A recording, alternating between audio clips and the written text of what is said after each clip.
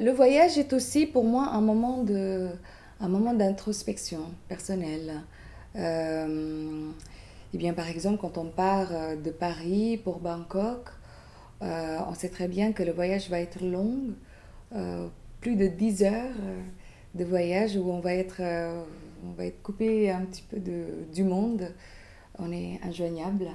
Et justement, on profite de ce moment-là puisque bien sûr, on est très très bien installé dans les sièges, on profite des services par le personnel au bord et on va manger en regardant un film ou en lisant et, euh, et puis surtout on va se reposer la tête entre les nuages, entre les étoiles.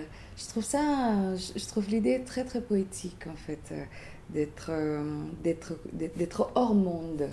Voilà.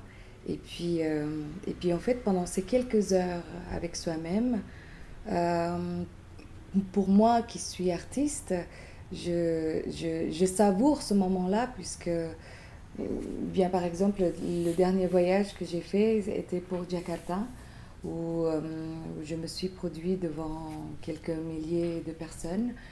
Et justement, le moment où j'étais en avion, je réfléchissais à certaines choses que je dois faire sur scène, à imaginer la réaction du public ou préparer mon speech, euh, faire mûrir des idées. Enfin bref, donc ce sont ces moments où finalement où on doit...